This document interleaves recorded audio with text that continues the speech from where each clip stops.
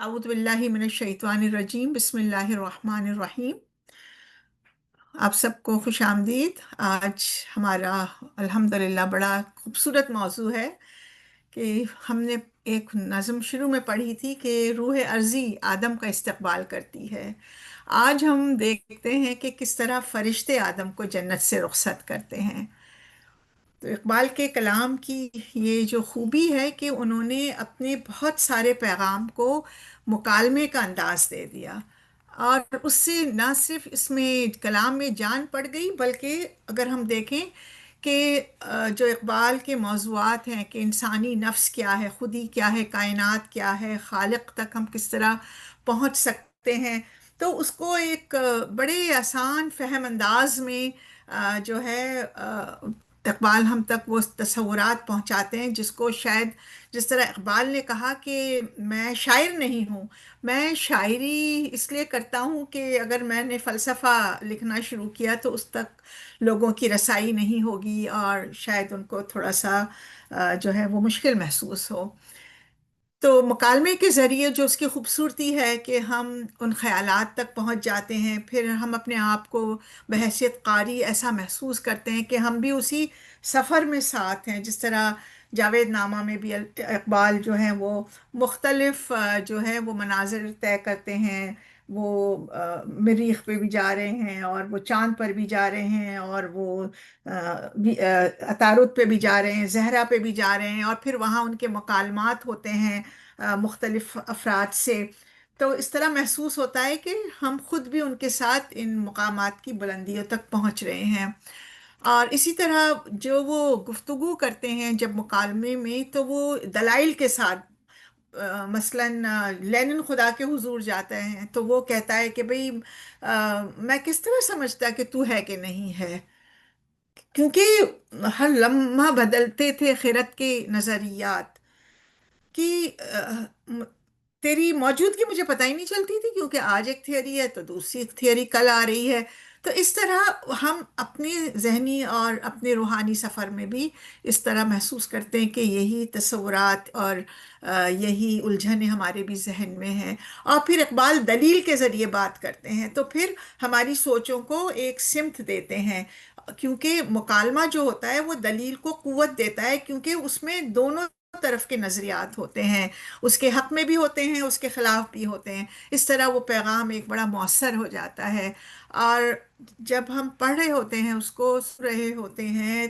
तो बहैसियत कारी जो है हमारे जहन के, हमारे दिल के दरीचे खुलते जाते हैं। वो हैरत में कभी हम मुब्तला होते हैं, तखय्युल को एक बड़ी परवाज़ मिलती है। फिर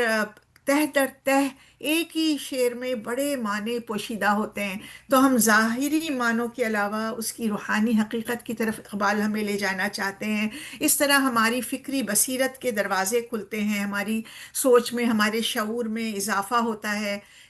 एक फ़िक्रे में कभी एक मुकालमा निगार जो है वो पूरी तारीख बयान कर देता है। तो इस तरह जो है हमारा एक सफ़र इकबाल चाहते हैं कि इस तरह तय हो कि हम अपनी शख्सियत को सामने रखते हुए, वो नज़रियात को समझते हुए अपनी तशख़्ख़ुस कर सके, अपने आप को पहचान सके। और इसी तरह इकबाल ने उन्हीं मुकालमों में आप देखें कि एक पर्सोनिफिकेशन जिसको हम इंग्लिश में कहते हैं, कि किसी बेजान को भी शख्सियत दे दी और वो मुकालमा कर रहा है और उसका इस्तेमाल कर रहा है। इस तरह कभी वो अशिया को लेते हैं, कभी वो परिंदों को लेते हैं, कभी वो नज़रियात को, तस्वुरात को लेते हैं। कभी इस नज़म में भी हम देखेंगे कि फरिश्ते हैं, तो कभी चांद और सूरज की गुफ्तगू है, कभी ज़मीन, हमने पिछली दफ़ा देखा कि आदम से मुखातिब है। तो इस तरह वो एक दूसरी मादी और गैर मादी चीज़ों को भी इंसानी सिफ़ात, जज्बात और आवाज़ अता करते हैं। कभी परिंदा अपनी शिकायत कर रहा है कि मैं कैद में हूँ, तो वहाँ फिर वो हमें अखलाकी इक़्तिदार का पता चलता है, आज़ाद मुझको कर दे ओ कैद करने वाले। या कहीं जुल्म सितम हो रहा है, या कहीं शिकायत हो रही है। इस तरह ये असलूब भी हमारे अंदर एक शऊर को बेदार करता है, हमारी खुदी की तश्कील में बहुत अहम किरदार जो है वो अदा करता है। फिर कायनात में हमारी क्या जिम्मेदारी है उसका भी हमें एक नैरेटिव, एक बयानिया हमें मिल जाता है یہاں جس طرح ہم دیکھتے ہیں کہ جب آدم کو جنت سے نکالا گیا اور ہم نے نظم پڑھی تھی، تو زمین جو ہے بحیثیت ایک جاندار اور شعور رکھنے والی ہستی ہے، جو آدم کو مخاطب کر کے اس کو اس کے شعور کا احساس دلا رہی ہے، اس کو خوش آمدید کہہ رہی ہے، اور اس میں پھر ہمارے لیے ایک خودی کی تشکیل کے لیے، ہماری شعور کی بیداری کے لیے، ہماری ذمہ داری کے لیے ایک بڑا ہمیں بیانیہ ملتا ہے کہ زمین ہم کو یاد دلا رہی ہے کہ جنت جو ہے وہ انسان کو بخشش سے نہیں بلکہ کوشش سے حاصل ہوتی ہے، اور وہاں پھر وہ زمین جو ہے ہمیں خودی کا، تخلیق کا اور جد و جہد کا احساس دلا رہی ہے۔ اب آج جو ہم نظم پڑھیں گے اس میں بھی ہم دیکھیں گے کہ فرشتے آدم کی فطرت کو سمجھنے سے قاصر ہیں، لیکن وہ بتا رہے ہیں کہ آپ کے اندر کیا صلاحیتیں ہیں، اور اس کی صلاحیتوں کا وہ اعتراف کرتے ہیں۔ اسی طرح ہم دیکھتے ہیں کہ انشاءاللہ اگلے ہفتے ہم دیکھیں گے کہ اب آدم جو ہے وہ اللہ سے مکالمہ کر رہے ہیں، اور وہ کس طرح اپنی تخلیقی قوت کا اظہار کر رہے ہیں، وہ خوف سے نہیں بلکہ شعور اور اختیار کو استعمال کر رہے ہیں۔ تو پھر ہم دیکھتے ہیں کہ اقبال جو ہیں ان مکالمات کے ذریعے آدم یعنی انسان کو ایک ایسی خودی کے طور پر پیش کرتے ہیں جس کے اندر بے تحاشا صلاحیتیں ہیں، قوت اظہار بھی ہے، شعور بھی ہے، اختیار بھی ہے، اور وہ اپنے ان عوامل سے کس طرح اپنی زندگی اور اس زمین کو بہتر بنا سکتا ہے۔ تو پھر ہم دیکھتے ہیں کہ کہیں ہمیں زمین استقبال کرتی ہوئی نظر آتی ہے، تو ہمارے اندر اگر ہم اس کو صرف سنیں بھی، اگر نہ بھی ہم اس کو کی گہرائی میں جائیں، تو ہمیں وہاں سے ایک حوصلہ ملتا ہے۔ اس طرح فرشتے جب آدم کو رخصت وداع کر رہے ہیں تو ایک ان کے اندر تحیر ہے، ایک حیرت بھی ہے، اور ایک کہنا چاہیے نا کہ ایک بھی ہے کہ اچھا تم بظاہر تو زمین کی مٹی سے بنے ہوئے لگتے ہو، لیکن تمہارے اندر تو ملکوتی اور جو ہے وہ چاند اور تاروں کی جو ہے وہ جاذبیت اور روشنی اور خوبصورتی ہے۔ تو وہاں ہمیں پتہ چلتا ہے کہ اللہ نے انسان کی فطرت میں جو نور رکھا ہے، تو وہ ایک جو خودی کا احساس ہوتا ہے، اور اس کی تخلیق میں اور زمین کی تخلیق میں اور دنیا میں اس کے آنے کا جو مقصد اللہ نے دیا ہے اس کا احساس ہوتا ہے، اور پھر جب احساس ہوتا ہے تو انسان اپنے مقصد کے حصول کے لیے اپنی پوشیدہ صلاحیتوں کو استعمال کرتا ہے۔ اور پھر اس طرح انشاءاللہ ہم دیکھیں گے جب اگلے ہفتے کہ آدم جب اللہ سے مخاطب ہوتے ہیں تو وہ سوال بھی کرتے ہیں اور وہ اپنی تعمیر خودی کی بات بھی کرتے ہیں، اور کس خوبصورتی کے ساتھ وہ اللہ کے آگے کھڑے ہو کر اپنی جو خود مخلوق ہے خالق کو احساس دلا رہے ہیں کہ اگر اب آپ نے مجھے زمین پر بھیج دیا ہے تو رازے جو ہے یہ زمین کے کام جو ہیں بہت ہی طویل ہیں، اب آپ میرا انتظار کریں۔ تو آپ دیکھیے کہ ایک بندہ جو ہے وہ بندگی کے لیول پر بھی کتنا مضبوط ہو سکتا ہے، جو کہ قرآن کا ایک بڑا پیغام ہے کہ لا تزیر وازرۃ وزر اخری۔ تو اس طرح ہمیں پھر بہت سارے اور پرسونیفیکیشن کے اور مکالمات کے ملتے، کہیں پرندہ فریاد کر رہا ہے، کہیں تارے شکایت چاند سے کر رہے ہیں تو چاند ان کو سمجھا رہا ہے۔ پھر ہمدردی میں ہم دیکھتے ہیں کہ کس طرح بلبل اور جو ہے وہ جگنو گفتگو کر رہے ہیں، کہیں مکڑا اور مکھی کے مکالموں سے وہ ہمیں انسان کی خود ہی جب کمزور ہوتی ہے تو وہ کس طرح دام میں آ جاتا ہے اور پھر اپنی خودی کو خود ہی وہ کاٹنے لگتا ہے، تو ہمیں قرآن کی وہ آیت یاد آ جاتی ہے کہ قد افلح من زکاہا وقد خاب من دساہا۔ تو کس طرح یہ ہماری خودی جو ہے وہ دساہا ہوتی ہے جب ہم کسی کی خوش آمد میں آ جاتے ہیں، تو شاید نصیحت سے وہ فائدہ نہیں ہوتا جو ہمیں مکالمات سے جو ہے وہ سبق ملتا ہے۔ تو آئیے دیکھیں انشاءاللہ تعالی آج کس طرح فرشتے آدم کو جنت سے رخصت کرتے ہیں بال جبریل میں۔ ایک بڑی خوبصورت نظم ہے، مختصر ہے لیکن اپنے اندر ایک معنویت کا سمندر جو ہے وہ معنویت کا سمندر اس نے اپنے اندر جو ہے وہ سمیٹا ہوا ہے۔ تو آئیے کہ ہم اس تحیر میں کھو جائیں، اس معنویت کی تلاش میں، اور پھر اپنے اندر جو خودی اللہ نے رکھی ہے اس خودی کو کس طرح بلند تر کریں، کیونکہ فرشتے بھی ہمیں یہ احساس دلا رہے ہیں۔ فرشتے آدم کو جنت سے رخصت کرتے ہیں۔ عطا ہوئی ہے تجھے روز و شب کی بے تابی، عطا ہوئی ہے تجھے روز و شب کی بے تابی، خبر نہیں کہ تو خاکی ہے یا کسی مابی، خبر نہیں کہ تو خاکی ہے یا کسی مابی، سنا ہے خاک سے تیری نمود ہے لیکن، سنا ہے خاک سے تیری نمود ہے لیکن، تیری سرشت میں ہے کوکبی و مہتابی۔ جمال اپنا اگر خواب میں بھی تو دیکھے،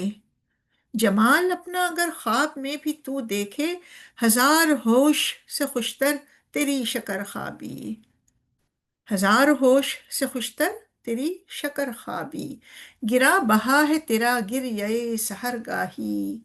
گرا بہا ہے تیرا گریہ سحر گاہی، اسی سے ہے تیرے نخلے کہن کی شادابی، اسی سے ہے تیرے نخلے کہن کی شادابی۔ تیری نوا سے ہے بے پردہ زندگی کا ضمیر، تیری نوا سے ہے بے پردہ زندگی کا ضمیر، کہ تیرے ساز کی فطرت نے کی ہے مضرابی، کہ تیرے ساز کی فطرت نے کی ہے مضرابی۔ تیری نوا سے ہے بے پردہ زندگی کا ضمیر، کہ تیرے ساز کی فطرت نے کی ہے مضرابی۔ اب دیکھیے کہ یہ اس میں صرف 5 جو ہیں اشعار ہیں۔ ان اشعار میں جو خوبصورتی اور جو تحریک ہمیں نظر آتی ہے، پہلا شعر لے لیں: عطا ہوئی ہے تجھے روز شب کی بےتابی، خبر نہیں کہ تو خاکی ہے یا کہ سیمابی۔ فرشتے جب رخصت کر رہے ہیں، جبکہ ان کے نظروں کے سامنے اللہ نے کہا تھا کہ انی جاعل فی الارض خلیفہ، پھر کس بات کی حیرت؟ لیکن آپ دیکھیں کہ فرشتوں کے ذریعے جو اقبال کہہ رہے ہیں کہ فرشتوں نے جب ایک کشمکش اپنی ظاہر کی، ایک اپنی محدود سوچنے کی صلاحیت میں اللہ تعالیٰ سے سوال کیا کہ وہ آدم خاک کا تو بنا ہوگا لیکن خون بہائے گا، فساد مچائے گا، اور اللہ نے کہا جو میں جانتا ہوں وہ تو نہیں جانتے۔ تو یہ نہ جاننا ایک، اب یہاں اس کا اظہار ہو رہا ہے کہ کوئی نہ کوئی تو مقصد ہے اللہ کا۔ تو جو تجھے اللہ تعالیٰ نے عمل کی قوت دی، تم جو جنت میں گئے، تم نے شیطان کی باتوں میں آ کر ٹھوکر کھائی، تو تمہارے دن اور رات میں جو تمہیں اللہ تعالیٰ نے ایک حرکت کی، ایک متحرک عمل کی بڑی زبردست قوت دی ہے، تو اس قوت سے تو بظاہر محسوس نہیں ہوتا کہ ایک مٹی کے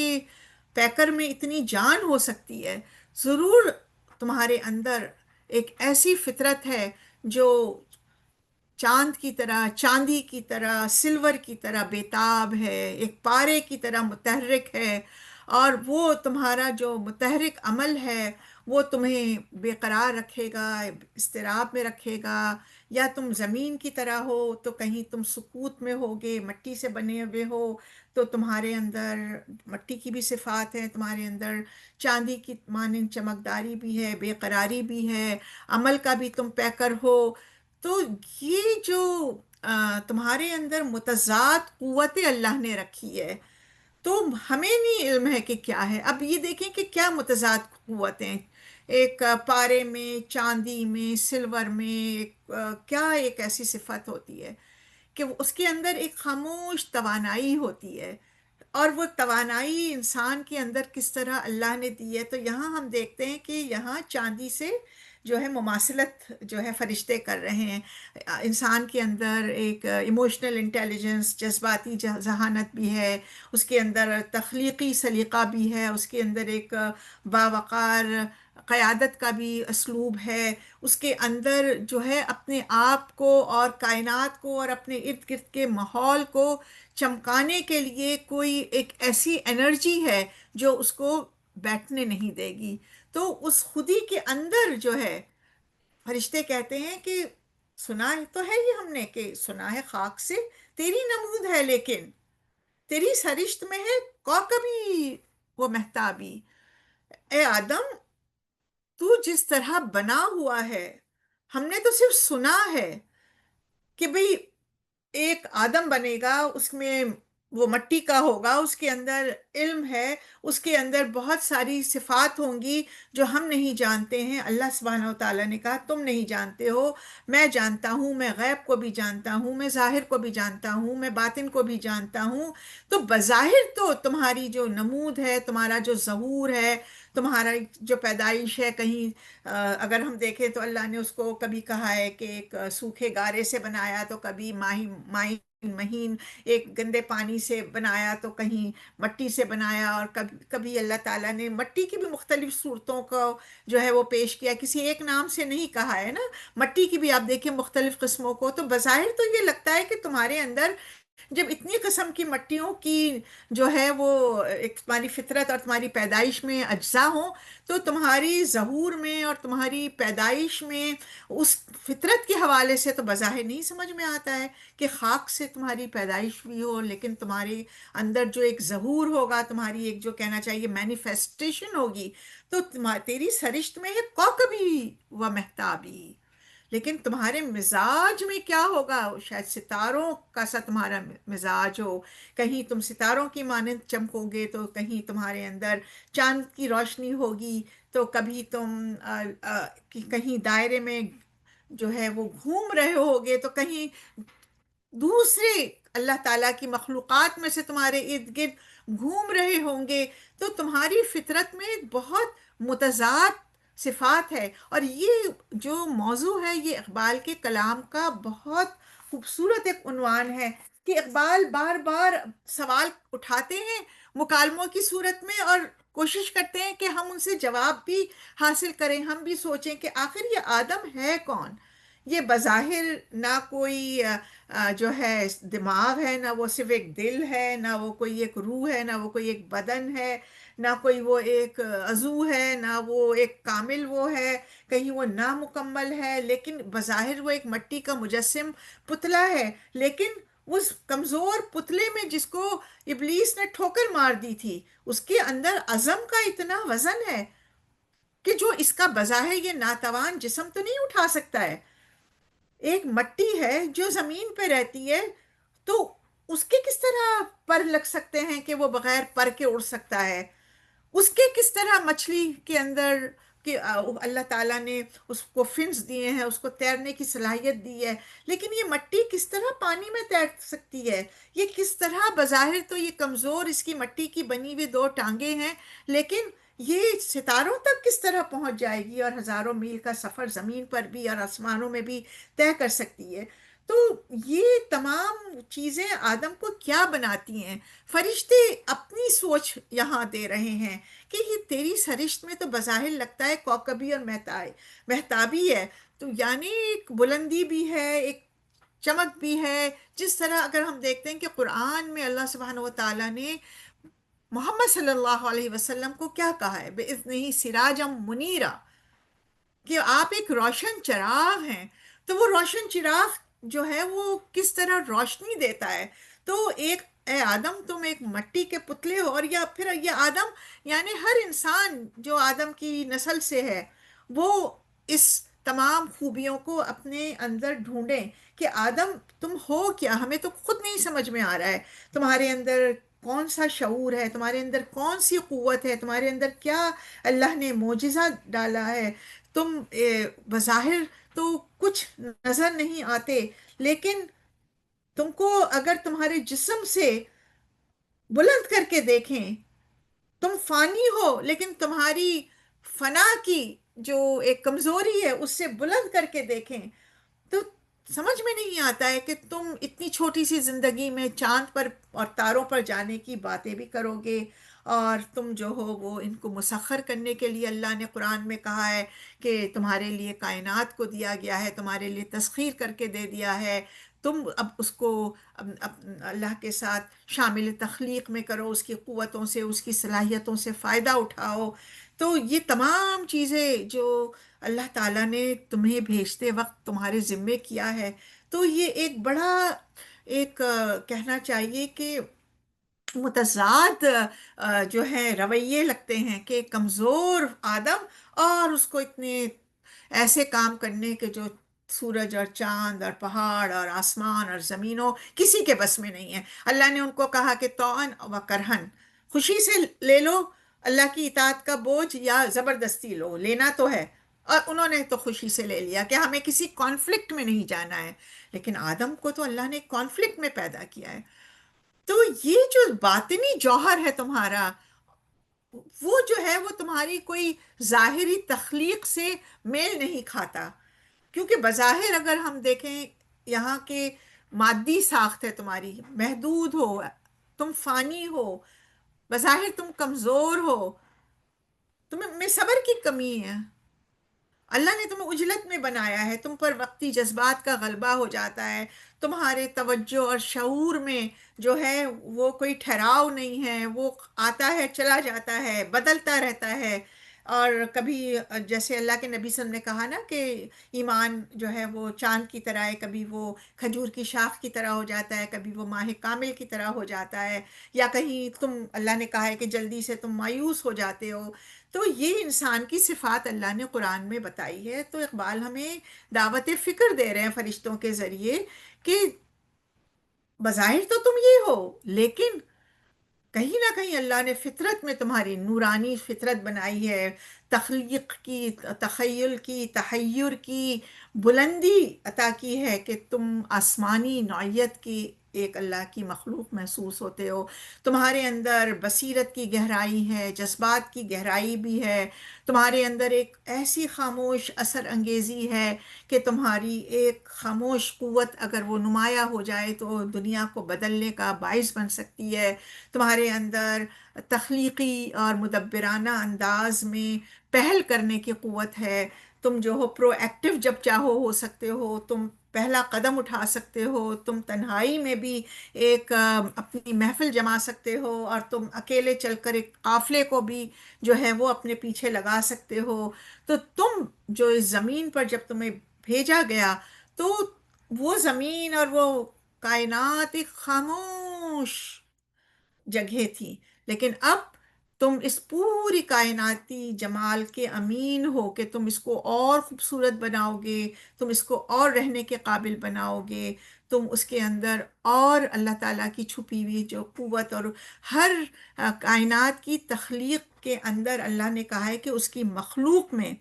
اقبال کہتے ہیں کہ خودی ہے، تو خودی صرف انسان کی نہیں ہے، خودی مٹی میں بھی خودی ہے اور چاند میں بھی خودی ہے، یعنی اس کی پوشیدہ قوتوں کو تم نکالو گے، تم تراشو گے، تو تم اصل میں مٹی سے ہو لیکن حقیقت میں تیرا جوہر اس سے کہیں زیادہ بلند ہے۔ پھر یہاں بڑا خوبصورت اقبال جو ہے انسان کی ظاہری کیفیت اور باطنی کیفیت کو خود پہ اجاگر کرنے کی دعوت دے رہے ہیں فرشتوں کی زبان میں۔ فرشتے آدم سے کہتے ہیں کہ اے آدم، یعنی تمہارے اندر اندرونی حسن ہے۔ ایک تو جو ہم نے پچھلے ہفتے دیکھا تھا کہ نوجوانوں سے خطاب میں اقبال کہتے ہیں کہ جو ہمارے اسلاف تھے ان کے اندر اتنا حسن تھا کہ ان کو نہ باہر اپنے خط و خال کی خوبصورتی کے لیے نہ کسی میک اپ کی، نہ کسی ڈریس کی، نہ کسی ہٹو بچو کلچر کی ضرورت تھی، بلکہ انہوں نے اپنے اندر کی صلاحیتوں کو، اپنے اندر کی خوبصورتی کو بھانپ لیا تھا۔ تو اے آدم، اگر تو اپنے اندر ڈوب کر دیکھو، یعنی اپنے من میں، جو اقبال کا شعر ہے نا، اپنے من میں ڈوب کر پاجا سراغ زندگی، تو اگر میرا نہیں بنتا نہ بن، اپنا تو بن۔ تو یہاں اسی طرف اگر ہم دیکھیں کہ اقبال اشارہ کر رہے ہیں زبان فرشتے کہ اگر تم اپنی خوبصورتی، اپنے اندر کا حسن جو دیکھو، اپنے اندر اپنی خودی کو پہچانو،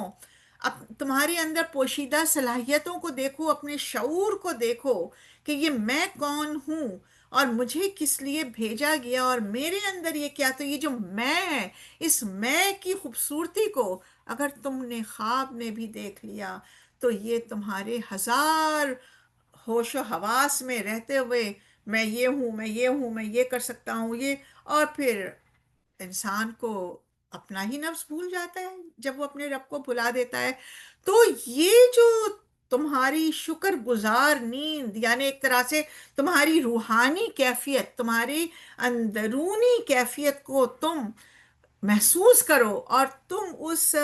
ڈیپ کہنا چاہیے تھنکنگ میں جاؤ، ریفلیکشن میں جاؤ، تدبر میں جاؤ، تفکر میں جاؤ، کائنات کے رازوں کو، اپنے اندر کے رازوں کو پانے کی کوشش کرو، تو یہ زیادہ خوشتر خوبصورت ہے تمہارے اس ہوش سے، اس آگہی سے جو تمہیں بظاہر نظر آتی ہے، لیکن تم اپنی اندر کو نہیں پہچانتے ہو، جس طرح اقبال نے کہا ہے کہ ڈھونڈنے والا ستاروں کی گزرگاہوں کا اپنے افکار کی دنیا میں سفر کر نہ سکا، اپنی حکمت کے خموں پیچ میں الجھا ایسے، آج تک فیصلہ نفع و ضرر کر نہ سکا، جس نے سورج کی شعاؤں کو نظر بند کیا، زندگی کی شب تاریک سحر کر نہ سکا۔ تو یہ وہ ہوش سے بہتر شکر خوابی ہے جس میں انسان اپنے ضمیر کو، اپنی شخصیت کو، اپنی خودی کو، اور کائنات میں اپنی خلافت کے اور اپنے مقصد کو پہچان لے کہ اللہ نے اسے کیا رول دیا ہے اور کس طرح وہ کر سکتا ہے، ورنہ کیا ہوتا ہے، جس طرح اقبال نے بھی، میں نے آپ کو شعر سنایا کہ ڈھونڈنے والا ستاروں کی گزرگاہوں کا، وہ صرف حصی اور سائنسی پیراڈائم میں رہتا ہے، وہ لاجیکل پازیٹیوزم میں چلا جاتا ہے کہ بس جو سائنٹیفک ایکسپیریمنٹس ہوئے، جو پانچ جو ہے ہمارے حصی اس میں آئے، سوچنے، ٹچ کرنے کی، محسوس کرنے کی، دیکھنے کی، چکھنے کی، سونگھنے کی، بس ان صلاحیتوں کی دائرے میں جو چیز آتی ہے، اور جو ہم اپنی ماورائے حواس جو چیزیں ہم اس کو تسلیم ہی نہیں کرتے ہیں، تو پھر وہ انسان جو ہے وہ دنیا میں آرٹیفیشل انٹیلیجنس تک تو پہنچ جائے گا کہ اللہ نے اس کے اندر اتنی کوکبی اور جو ہے وہ صلاحیت رکھی ہے، اس کے اندر اتنی جو ہے وہ علم حاصل کرنے کا اس کا شوق رکھا ہے، اس نے اپنے عشق کو بھی استعمال کر لیا، اس نے اپنی ڈرائیوز کو بھی استعمال کر لیا، اس نے مقاصد بھی طے کر لیے، اس نے آگے بڑھنے کی اپنی ایک اندر، انسان کے اندر اللہ تعالیٰ نے بیتابی جو پارے کی طرح رکھی ہے متحرک عمل ہونے کی، وہ سب کچھ کر لیا، لیکن اس کو قلبی بصیرت ہی نہیں ہوئی، وہ حقیقت تک ہی نہیں پہنچا، جس کو پھر اقبال کہتا کہ سوا کچھ اور نہیں، تیرا علاج نظر کے سوا کچھ اور نہیں۔ تو آپ دیکھیے خرد کو، یعنی عقل کو، خبر کے سوا اس کو کچھ نہیں پتا۔ تو خرد کا، عقل کا کام کیا ہے نا، کہ اس کے پاس وہ نظر نہیں ہے کہ وہ اس کے اندر کہ وہ حقیقت تک، وہ قلبی بصیرت تک پہنچے، وہ فکر کی گہرائیوں تک جائے، وہ اپنے رب کو پہچانے، وہ کائنات کے مقصد کو، اپنے مقصد کو۔ آج کائنات میں بڑے بڑے دماغ تو بنیادی سوالات کے جواب ہی نہیں دے سکتے ہیں، زندگی کا مقصد کیا ہے، کس نے پیدا کیا ہے، زندگی بعد الموت ہے بھی یا نہیں ہے، اگر ہم بھیجے گئے ہیں تو اگر کوئی جواب دہی ہے بھی یا نہیں ہے، اور ہمیں شکر گزاری اگر کرنی ہے تو کس کی کرنی ہے؟ کیا خالق کائنات ہی نہیں ہے؟ تو ان کی ریسرچ کہتی ہے کہ پھر ٹھیک ہے، آپ کی نانی نے آپ کو کیک بنا کر دیا تو آپ نے نانی کا شکریہ ادا کیا، لیکن چین تو کٹ گئی نا، اس کے بعد پھر کس کا شکریہ ہے؟ کسی نے آپ کے ساتھ اچھائی کی، آپ نے اس کا شکریہ، لیکن جب آپ مسبب الاسباب تک ہی نہیں پہنچ پاتے ہیں، تو یہ شکریہ آپ کو وہ روحانی، وہ جذباتی، وہ ذہنی، وہ سکون ہی نہیں دیتے ہیں، جس کو پھر آج دنیا مینٹل النس کہتی ہے، اور مینٹل جو ہے کہ ہیلتھ کی طرف کہ ہر فرد کیوں پریشان ہے۔ تو اقبال اس شعر کے ذریعے ہماری تخیل کی وہ قوت کو اجاگر کرتے ہیں جو ہمیں قلبی بصیرت دے، جو ہمارے دل کی آنکھوں کو کھولے اور ہمیں فکری گہرائی تک لے جائے، جہاں دل اور دماغ ایک ہو جاتے ہیں۔ یہ فرشتے بھی اس سے ڈرتے ہیں کہ کہیں یہ ٹوٹا ہوا تارا مہ کامل نہ بن جائے۔ اب تم جا تو رہے ہو آدم، لیکن وہاں جا کر کیا ہوگا اگر تم اپنے یہ جوہر کو بھول جاؤ، اپنی خلافت کو بھول جاؤ، اپنی خودی کو بھول جاؤ، اپنے اللہ تعالیٰ نے جو تمہیں کوکبی اور روحانی اور اخلاقی اور ذہنی اور جذباتی اور روحانی قوت اور بصیرت دی ہے، اگر یہ سب بھول جاؤ پھر کیا ہوگا؟ پھر تو تم پرانے ہو جاؤ گے، پھر تو تم کہو گے کہ بھئی آج کا زمانہ بہت مختلف ہے، لیکن بھئی درخت تو وہی ہے، اور درخت کی جڑ بھی وہی ہے، اور وہ جڑ پانی مانگتی ہے، چاہے اوپر سے کتنے بھی پتے درخت کے سڑ جائیں، اس کو آپ کاٹ دیں، لیکن جب جڑ کو غذائیت نہیں پہنچتی ہے تو پتے نئے بھی نکلتے ہیں، تو ان میں کوئی نہ کوئی پھپھوند لگی ہوگی، کہیں نہ کہیں سے وہ سڑے ہوں گے۔ تو گرا بہا ہے تیرا گریہ سحر گاہی، یہ جو تم رات کو اٹھتے ہو اللہ سے، جب تم رو گے، جب تم اللہ کے آگے گر گڑ گڑاؤ گے، یہ تمہارا بڑا قیمتی سرمایہ ہوگا. یہ تمہاری وہ قوت ہوگی جو تمہاری زندگی کے، تمہاری روح کے اندر جو بھی ایک کہنا چاہیے کمزوری آ جائے گی، اس کو وہ تازگی عطا کرے گی، اور تم دوبارہ سے نئے سرے سے اپنی روحانی، اپنی جذباتی، اپنی جسمانی، اپنی تمام قوتوں کے ساتھ کھڑے ہو جاؤ گے، کیونکہ اللہ کو فجر کے اور تہجد کے آنسو بہت پسند ہے. یہ روحانی تڑپ، اللہ سے التجا کرنا، عبادت کرنا، خودی کی آبیاری کرنا، یہ اللہ کے آگے مقبول ہونے کا مقصد یہ ہے کہ یہ ہمارے لیے وہ ماسٹر کی ہے. جس طرح مولانا مودودی نے کہا ہے نا کہ قرآن جو ہے وہ ایک ماسٹر کی ہے، تو یہ تبدیلی کی ایک ایسی کنجی ہے جو تمہارے ہاتھ آ جائے گی. آج ہم دیکھیں کہ جب مغرب اس وحشت میں مبتلا ہے کہ اپنے آپ کو کس طرح اس بے چینی سے نکالے، کیونکہ وہ بے چین ہے، اس کے پاس سب کچھ ہے لیکن وہ بے چین ہے.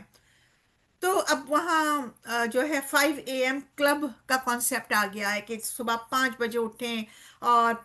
پہلے کسی بھی اپنی جو ہے ہائر ایگزسٹنس کو آپ مانتے ہیں، چاہے وہ انسان ہو، چاہے وہ پتھر ہو، چاہے وہ مریخ ہو، چاہے وہ کوئی سیارہ ہو، چاہے وہ کوئی طیارہ ہو، چاہے وہ کوئی اداکار ہو، چاہے وہ کوئی صداکار ہو، وہ اس کا نام چھوڑ دیتے ہیں کیونکہ اب ہر انسان خدا ہے. لیکن اس کو ایک اپنے سے بلند ہستی کی ضرورت ہے جس کے آگے وہ سر جھکا سکے. تو پھر اس وقت اٹھو اور اس کے آگے سر جھکاؤ، اس سے مانگو، اس سے پاور. اور آج کل آپ دیکھیں کہ دوسرے الفاظ میں آج کل یہ مینیفیسٹیشن کا بھی بڑا رواج ہو رہا ہے.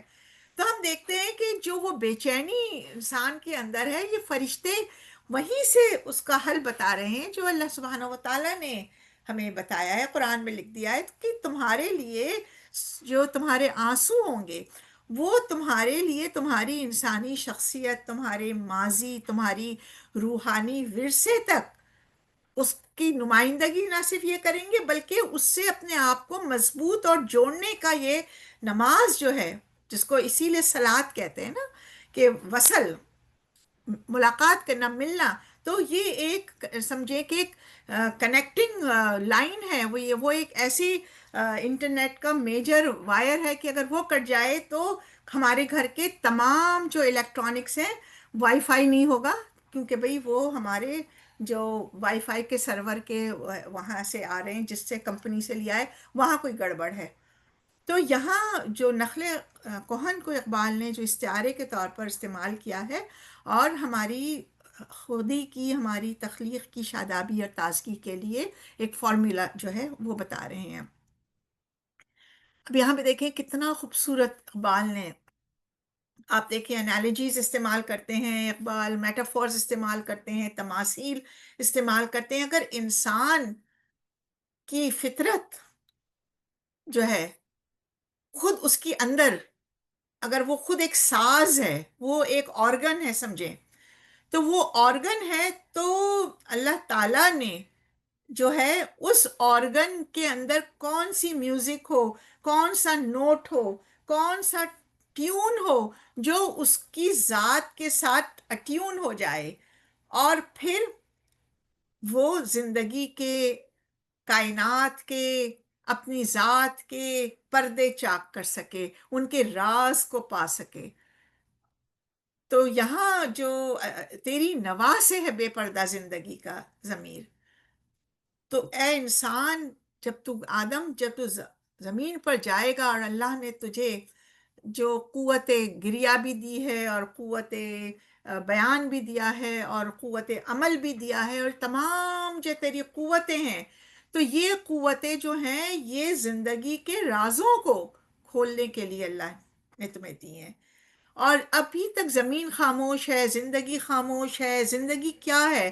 ایک کائنات ہے جو بن گئی ہے، اس میں ایک ٹھہراؤ ہے، لیکن اب اس میں جو ہلچل مچے گی،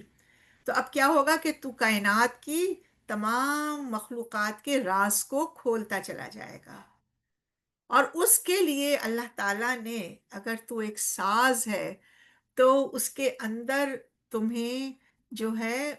اس ساز کو کس طرح چھیڑ کر ایکٹیویٹ کیا جائے. تو اس کے لیے تمہارے لیے اللہ نے تمہیں بہت خوبیوں سے نوازا ہے کہ تمہاری ساز کی میوزک جب بجے گی، اور وہ اللہ کی بجائی ہوئی، کہنا چاہیے کہ میوزک سے اٹیون ہوگی، یعنی تمہاری فطرت اس طرح چلے جس طرح اللہ تعالیٰ نے بنائی ہے، تو پھر تم دیکھو گے کہ تمہارے اندر اللہ نے کیا خوبیاں رکھی ہیں۔ تمہارے اندر اخلاقی خوبی ہے، تمہارے اندر باطنی تحریک بھی ہے، موٹیویشن بھی ہے، آرزو بھی ہے، جوش بھی ہے، جذبہ بھی ہے، روحانی گہرائی بھی ہے، تمہیں اپنے رب تک رسائی کے لیے ایک تمہارے اندر تڑپ بھی ہے، تمہارے اندر غور و فکر بھی ہے، تمہارے اندر حق و باطل کی تمیز بھی ہے، تمہارے اندر افلاح کرنے کا، اپنے آپ کو جو ہے وہ بہتر کرنے کے لیے بھی ایک جذبہ ہے، اور تم چاہو تو اسفل سافلین بھی بن سکتے ہو، تمہیں عقل بھی دیا ہے، تمہیں شعور بھی دیا ہے، تمہارے دل کو اتنی قوت دی ہے کہ وہ کائنات کے رب سے جڑ سکتی ہے۔ تو تمہاری ساز کو فطرت نے اتنی خوبصورت ضرب دی ہے، ایک ایسا کہنا چاہیے نا کہ اسٹرنگ کو ایک حرکت دی ہے کہ اب جب تم اس اسٹرنگ کو، جو تار کو جو چھیڑا ہے اللہ نے، اگر اسی پہ تم چلو تو کائنات میں تم دیکھو کہ تمہارے اندر کیا قوت پوشیدہ ہے۔ اور یہ اقبال کا ایک خوبصورت شعر جو پورا سم اپ کرتا ہے اس تمام نظم کو، کہ اقبال کہیں کہتے ہیں: مجھے ڈرا نہیں سکتی، مجھے ڈرا نہیں سکتی فضا کی تاریکی، میری سرشت میں ہے پاکی و درخشانی، تو اے مسافر شب خود چراغ بن اپنا، کر اپنی ذات کو داغ جگر، کر اپنی رات کو داغ جگر سے نورانی۔ یعنی انسان کے اندر، اقبال ایک دوسری جگہ کہتے ہیں کہ اتنی اللہ نے قوت دی ہے، اتنی پاکیزگی دی ہے، اتنی چمک دی ہے کہ اس کو کائنات کا کوئی خوف، اس کو کسی چیز کی کمی، اس کو کسی چیز کی محرومی، اس کو کتنے بھی مایوس کن حالات ہوں، کوئی چیز اس کو ڈرا نہیں سکتی، کیونکہ آدم کے اندر اتنا عزم ہے، اور اس کو پتہ اگر چل جائے کہ کائنات کی تمام قوتیں اس کا انتظار کر رہی ہیں کہ آؤ ہمیں تسخیر کرو، تو وہ خود ہی چراغ اپنا بن جائے گا، وہ خود ہی ان کائنات کے، زندگی کے، زمین کے ضمیر کو، اندھیروں کو جو اس کے اندر پیوست ہو چکے ہیں، اپنے داغ جگر سے روشنی بخشے گا، جس کے لیے اقبال ایک اور جگہ کہتے ہیں: ہو صداقت کے لیے جس دل میں مرنے کی تڑپ، پہلے اپنے پے کرے خاکی میں جاں پیدا کرے، پھونک ڈالے یہ زمین و آسمانی مستعار، اور اس خاکستر سے آپ اپنا جہاں پیدا کرے۔ تو اللہ نے جو ہمارے مضراب کو جو نوٹ دی ہے، وہ نوٹ یہ ہے کہ اگر اس کے اندر یہ تڑپ ہے کہ مجھے کچھ کرنا ہے، تو پھر اسے مستعار، ادھار لی ہوئی تمام چیزیں واپس کرنی ہوگی، یعنی میراث میں جو بھی چیز ملی ہے وہ چیز واپس کر کے اپنی دنیا آپ پیدا کر، اگر زندوں میں ہے تو یہ وہ جو قوت ہے، یہ وہ جو موٹیویشن ہے اقبال کے کلام میں، تو وہ موٹیویشن انسان کو ایک نیا جذبہ دیتی ہے، ورنہ جس مایوسی کے، اندھیرے کے، مایوسی کے، جو چراغوں کی کمی کی ماحول میں ہم زندہ ہیں، جہاں ہمیں کوئی روشنی کی کرن نظر نہیں آتی، تو وہاں اقبال فرشتوں کے ذریعے ہمیں یہ پیغام دے رہے ہیں۔